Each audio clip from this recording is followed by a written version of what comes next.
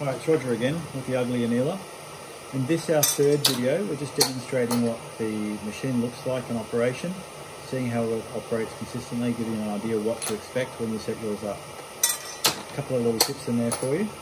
We're currently running 6.5 Creedmoor cases through with the 308 insert. We've got our bottle set up so that the inner luminous blue core of the flame is actually touching the neck of the case.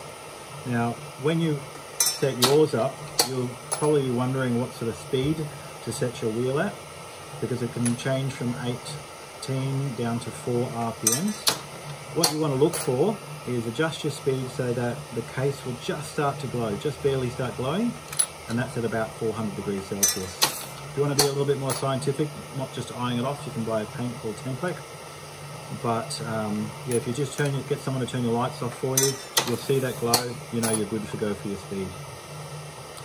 Now I'm just going to turn that off so you can hear me a bit more clearly.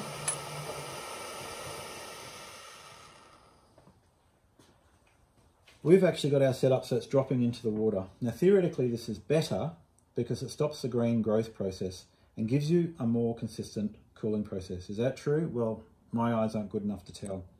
But for me, it slows the case fall. It cools it so I don't make a silly mistake and pick up a hot case, and it won't drop off the table and fall in my shoe. You can choose whether you want it water cooled or air. That's up to you. Now, if you see here with the case guard, some people are making the mistake of leaving it open. And I'm going to demonstrate what happens when you leave it open.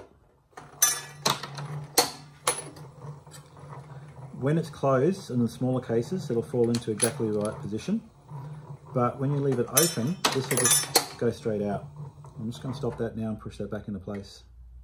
So make sure that when you're reloading your smaller cases, that is in the correct position. The other thing you need to be aware of is our front guide panel. When you get it, obviously it's not going to be set up. It's removable, it's spinnable, so you can do anything you like with your cases. But when you've got it set up to operate, you want to push it back to compress your cases and then bring it out slightly. Now these don't need to be compressed because the case is angled and they will automatically fall into the best position touching the back of the case. What you need to do is have that slightly forward just so it doesn't bind up the case and that can move freely. And that's about all you need to know. So happy annealing.